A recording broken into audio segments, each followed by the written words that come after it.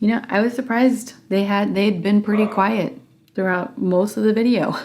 I was really surprised. But of course, they're barking at absolutely nothing. Hi everyone, and welcome to today's video. Today, as you can see, quite different from my normal setup. I wanted to answer some questions because a while back, I asked you guys on Instagram to just shoot me your questions, any questions that you may have for me, and that I would be answering them in an upcoming video. But life gets a little hectic and I hadn't gotten around to it. And today I decided, you know what? It is time. And not only is it time to sit down and answer your questions, but I also wanted to do it in natural lighting. I do get comments when I post my reviews, especially when I include the midday check-ins in natural lighting, that you guys appreciate that because then you get to see exactly what the makeup looks like in person, like actually looks like, and not, you know, in front of these really flattering soft boxes. And so that's why I like doing my midday check-in in front of a window so that you guys can see exactly what it looks like. That's what I'm doing today. It's gonna be a very subtle look, so very quick and easy. If you have any questions as far as like what products I'm using, I am gonna be listing them down in the description box below. I just find that to be easier, just in case I, you know, don't mention something that I'm applying while I'm also answering questions. So let's get right to it. All right, so first question, how is your mental health? Feels like we're rushing back to normal with no patience. I get that and I understand that and I agree. I do feel like in a way we are rushing back, but I feel like some of us need to feel a little bit normal, like now. I think that this 2020 was just such a rough and tough year for more reasons than one, with the pandemic just like on top of it. It was like, you know, icing on the cake, the cherry on top. So I feel like a lot of people did kind of suffer mentally, emotionally. We just had a lot of time to just sit down and think and not really do much else, which is why I feel that a lot of people did struggle. So for those people, and I would put myself in there as well, I'm glad that we're getting back to normal. I just wish that more people would understand how serious this is. I wish more people would listen to the experts rather than listen to the opinions of a few that make you like kind of question everything and second guess yourself. I feel like if a lot of people would have listened to the experts to begin with, then perhaps we wouldn't be where we are today. But of course, we don't know that. I don't know that. I can only assume. Personally, I'm gonna listen to what the scientists are telling me, what, you know, CDC guidelines are telling me, over any politician, over anybody who doesn't have a background in any kind of a medical degree. So I am gonna listen to them more than I am gonna listen to anybody else.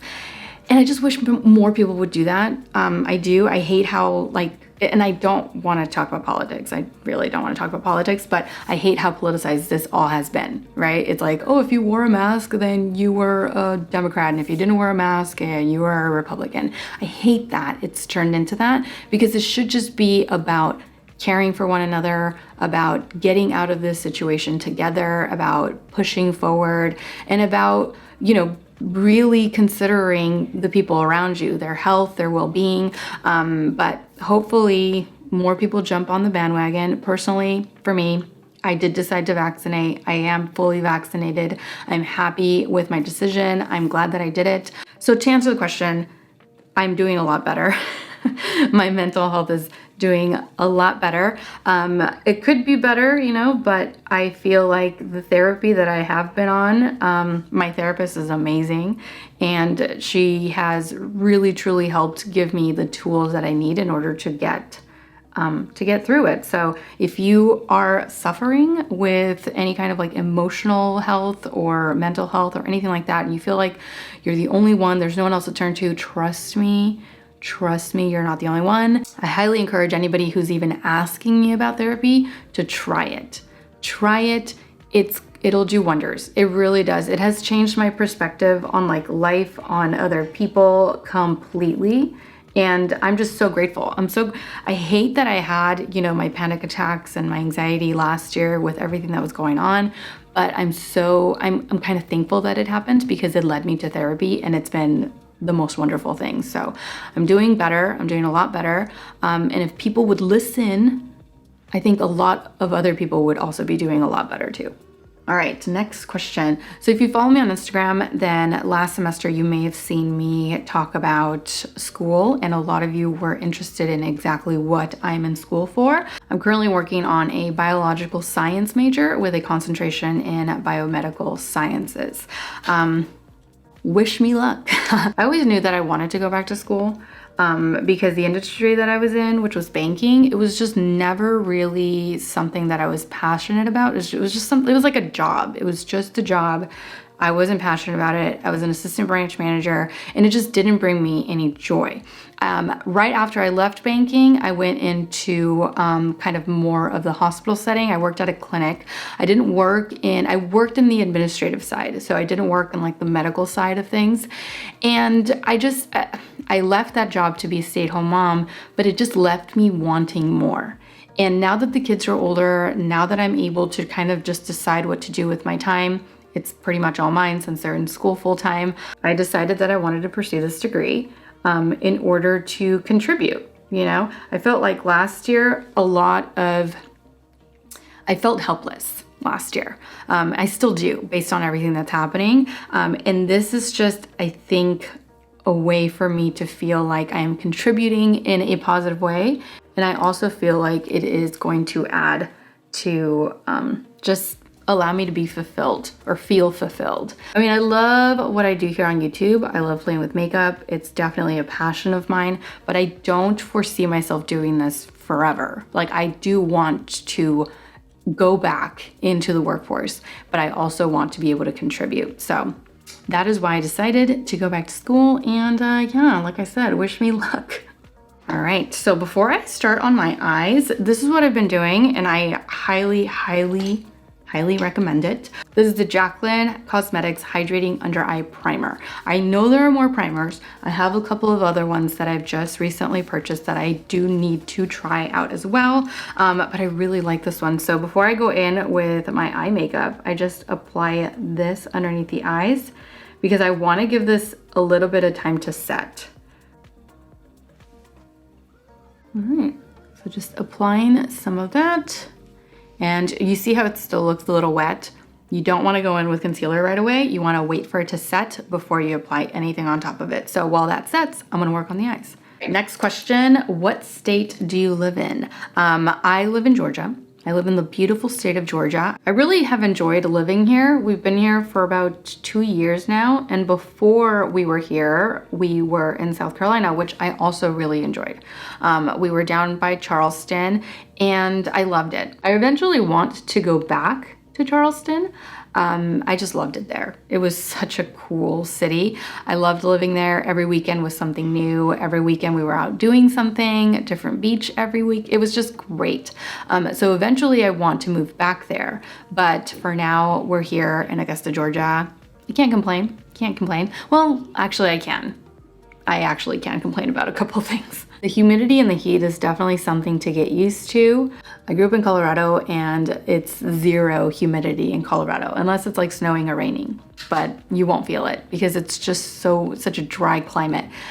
So getting used to the heat and humidity was a little challenging at first, but now that I'm used to it, like we recently took a trip out to Colorado to visit family whom we hadn't seen in like 2 years.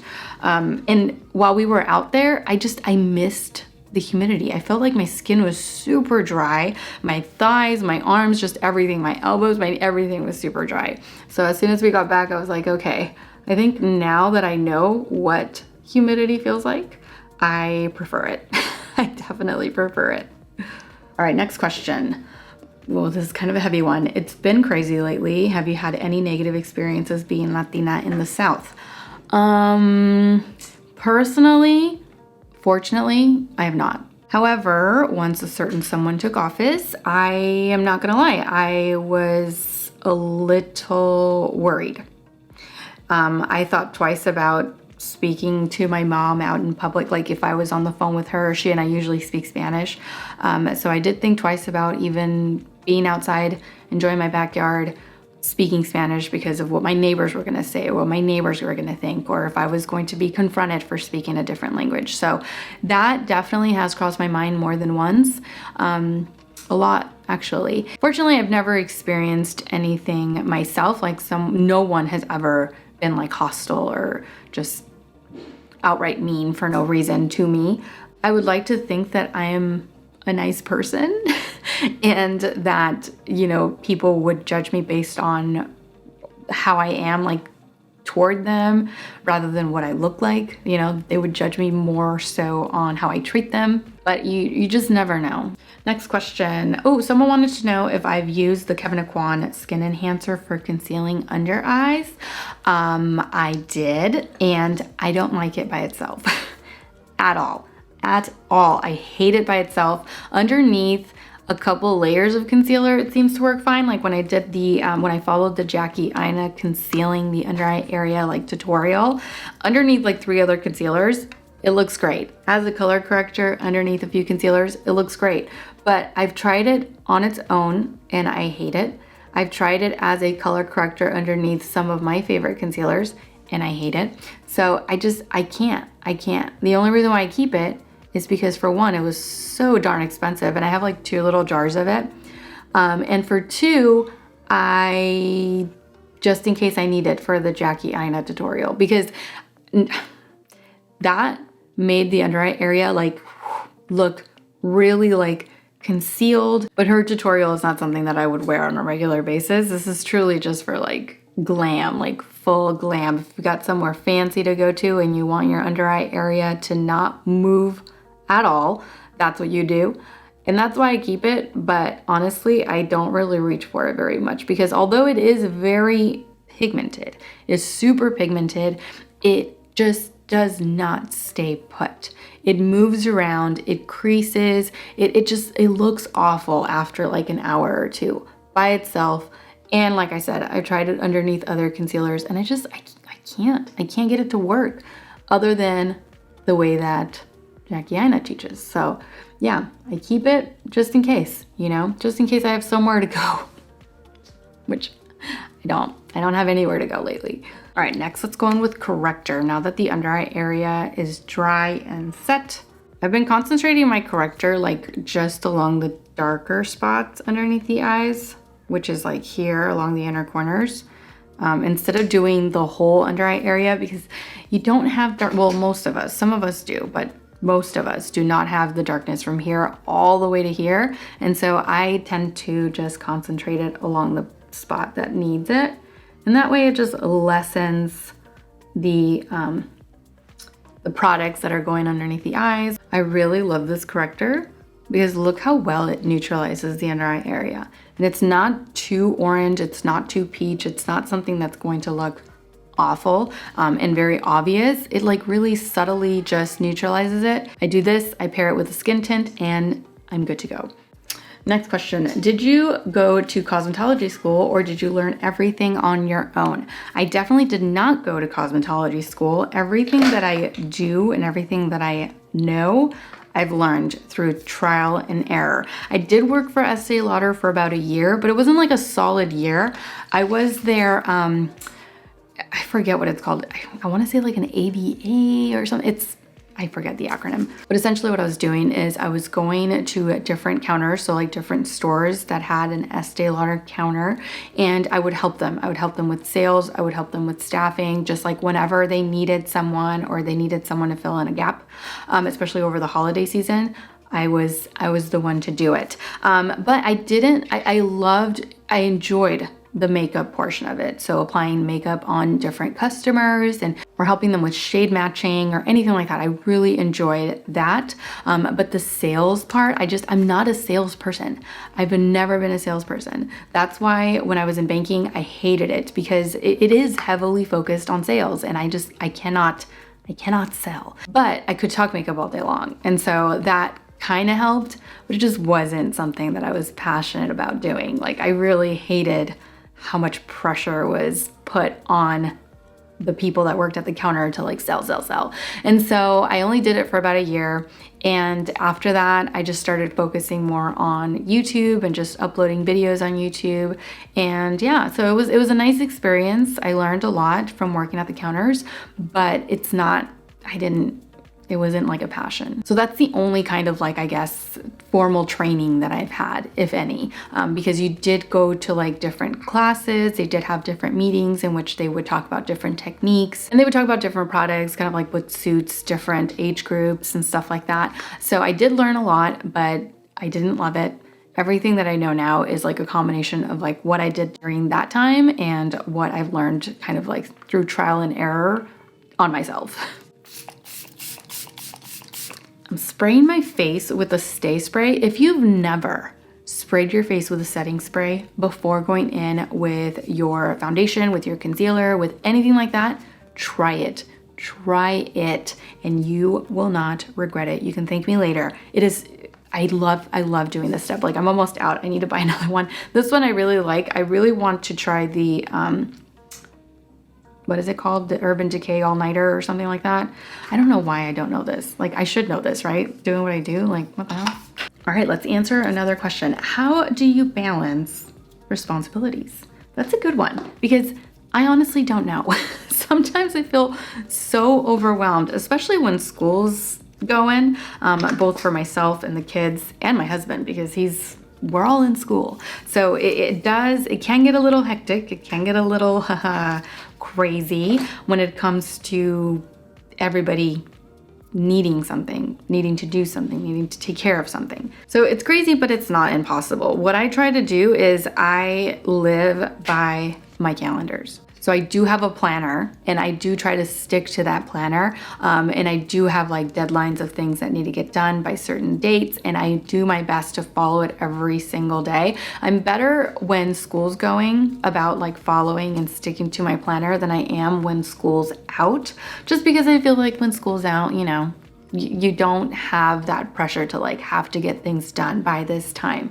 But when school's in, like I have calendars everywhere. I have my planner here that I keep here in order to make sure that I know when I am filming what.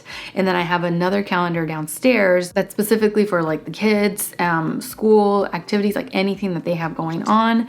And then I have one on my phone that will remind me of different things that need to get done, different appointments that we need to go to. Like it can get a little hectic, but I swear I live by my calendars. I swear by my calendars. Like if you feel like you're just kind of all over the place, start writing it down and you get a better idea of like how much time you have in each day. That's kind of how I've learned to manage the house, manage the kids and their needs, manage my appointments, my needs, like everything. It's just, I live by my calendars. Next question, what makes you happy and how old are you? A lot of things make me happy. A lot of things make me happy. My dogs make me happy, but they can also drive me crazy.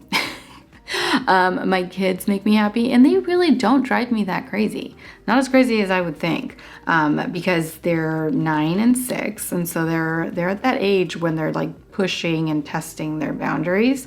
I think more my 6-year-old than my 9-year-old, honestly, but they make me happy. Seeing them happy makes me happy. But I think that can be said for a lot of people, right? Like when everybody's okay, especially everybody that lives with you, everyone that you care about, like that makes you happy. I feel like that's when my mind is truly like at ease and I'm like, you know what? Life is good. Everything's good. We're all healthy. We're all growing. We're all, we have food in our bellies and a roof over our heads. Like I know that sounds so like cliche, but it's true. Like as long as you have what you need, I really have no complaints. And I have a new nephew. So it's like, how can I really complain about life? I cannot complain about life. Everything's good, even when it's not, even when it seems like not everything's great. That's when I start to focus on like the positive things. So even when like I'm feeling anxious over whatever, I start thinking of it from a different perspective. That's one thing therapy's helped me do, is start looking at things from a different angle rather than just going down the rabbit hole of your negative thoughts and staying there. You gotta stop it before it starts. So even when things are not always going your way or they're not going exactly the way that you want them to and you feel overwhelmed, you feel stressed, just take a deep breath, meditate. I highly, highly, highly suggest meditation. And then just look at it again from a different angle. Try to look at things again from a different angle. And I swear that has helped with my emotional health and my mental well-being. And it's made me happy. So that makes me happy. And the other question was, how old am I? I am 36 years old. 36. Like, wow. And I know that a lot of people don't like to like answer those questions. And that's what I was just telling my daughter just yesterday, I think. It's like a lot of people are like offended, like, why would you ask me how old am I? But I personally really don't care. If anything, I'm like, you should be glad as you're getting older. You shouldn't be offended as far as like someone asking you your age. Like, be proud of the age that you are, because not a lot of people get to make it to 36 or like 46 or 56 or 60, you know what I mean? So I'm just trying to go as long as I can and get as old as I can while I'm here. And yeah, so I am proud. I'm a proud 36-year-old. All right, so next question, how old are your dogs and what are their breeds? So I have a 2-year-old border collie. Her name's Luna. She's a red merle. So because she does have that merle, a lot of people do think that she's an Aussie, but no, she's a border collie. She drives me crazy, but I love her to death. Like, she truly has turned into kind of like my therapy dog, if you will. Last year and this year, like, just whenever you're having a really tough day, or whenever I cry, whenever I breathe heavy, whenever I'm just like not feeling that great, she is the first one to come up to me, lick me, try to get me to play with her. Like, I don't know, maybe I'm misinterpreting it, but she and I have that connection that we've built throughout this last year. So I'm super happy that I have her, even though she is super high maintenance. If you have a border collie, you know exactly what I'm talking about. Like, they're not the types of dogs that are gonna just hang out with you. They're gonna hang out with you, but you're gonna play with them. You're going to do something to keep them entertained, something to keep them moving. As soon as you stop, it's like Luna hates it and she'll do anything she can to like try to get me to play with her. So that's her. Love her, but she's very, very high maintenance. And then I have my old little guy. His name's Riddick. You can see him right there. He is a rescue, so I don't really know what his breed is. He's around 14 years old because when I first rescued him, they pegged him anywhere from like 2 to 3 maybe years. So he was relatively young. I've had him for a really long time, since 2009, and he is the sweetest dog you will ever meet. But he has to get to know you first. So like he does have boundaries. And if you go too fast, too soon, he is a little like, hey, back up. Won't bite or anything like that, but he'll just like bark and he keeps his distance. But once he gets to know you and once he knows you, it's a whole different dog. He'll lie on your lap. He'll come up, like, let's say my hand's just like hanging for whatever reason. He'll literally come under my hand and have me like pet him or, you know, rub him or anything like that. He's the sweetest thing ever. I'm gonna be so brokenhearted when he passes, but he's in really good shape for being a 14-year-old. We just got him to the vet for his yearly checkup like a week or two ago, and they're like in shock that he jumps like totally fine, jumps on the couch, jumps off the couch. He runs around in the backyard with Luna like he's still like a puppy. It's crazy. So I hope to have him around for quite a bit longer. I know that eventually I'm gonna have to let him go. But I just hope that's not anytime soon. He's like that. I don't know if you guys can understand what I'm saying when I say this, but he's like that once in a lifetime type of dog. You know, like the dog that you have, that you had rather, that you're like, there was no one like that dog. Like that dog was just so unique, and there's no one, I know for a fact I'll never find another one like him. That's how he is to me. That's what he is to me. So it'll be hard, but he's in good shape. He acts like a 5-year-old, and he apparently is as healthy or almost as healthy as, you know, a younger dog. So hopefully I have him around for a few more years. And yeah. Next question, what do you like to do in your spare time? A lot. a lot of things actually. Right now I have been, I've been painting some of my furniture that just maybe needed a little bit of a pick me up. So I've been really into flipping my own furniture. I flipped some cabinets and they look great. The ones in my daughter's room, I love the way that they turned out in her bathroom. I also did our dinner table because it's like a huge, like solid wood table that we've had for, oh my gosh, we've had that for like 10 years. And instead of getting rid of it and buying a new one, which I was tempted to do, I was like, you know what, this is like solid wood. It's sturdy, it's still in great shape, it just needs a facelift. So I painted that, it looks great. And I've just kind of been moving around the house with different projects. So that's turned into something that I really enjoy doing during my spare time. It does take a while to do, to like flip. So you can't, sometimes some projects are kind of like a weekend thing, but with those, I found that in order to do a good job, it can't just be like a quick thing, a quick weekend thing. So I do take my time with those, and that's turned into something that I really love to do in my spare time. Another thing is training Luna. Honestly, I really enjoy doing that. She knows quite a few tricks now, and she and we're communicating a lot more and a lot better. Playing with the kids, of course, is something that I really enjoy doing. And also gardening. I have started to garden. I haven't gone too crazy though, because it's been really hot. And I know for a fact that I would not be able to be outside for long periods of time. So I do plan on picking that up a little bit more once the heat kind of dies down a little bit, because right now, if you're out there for more than like a few minutes, like you just roast.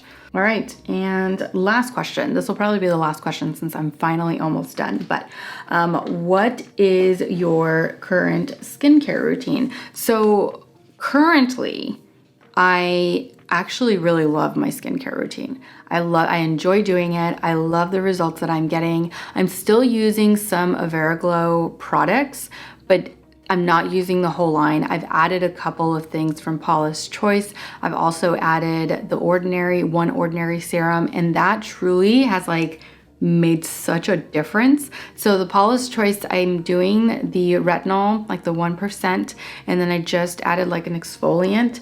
And I'm doing it slowly because I tried to just like jump in and don't do that.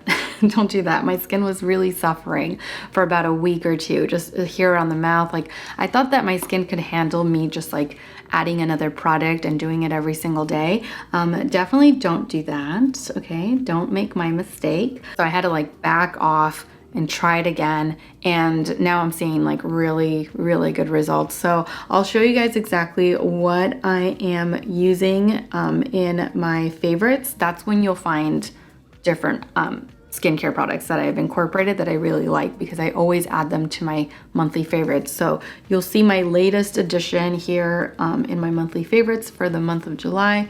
And yeah, I really like it. The Averaglow line was really, really good to get me kind of like to like reset, because it's all natural. It really helped with breakouts. It really helped bring my skin to this like really nice dewiness that it has now. But I was still seeing breakouts. And so I started doing my research as far as like what to incorporate into your skincare so that you don't break out all the time. And I've been watching a couple of dermatologists on YouTube, and based on the recommendations, that's how I've been switching up my skincare. And my skincare may not work for you. It may not work for everybody. That's why you definitely have to customize your skincare based on what you want to achieve and based on what you want your skin to look like, based on what you're dealing with too. Because for me, I was dealing with acne. So not only did I want to make sure that I took care of that, but I also am dealing with like anti-aging, right? I mean, I want to age gracefully. It's not like aging is a bad thing, but I definitely want to age with grace. And so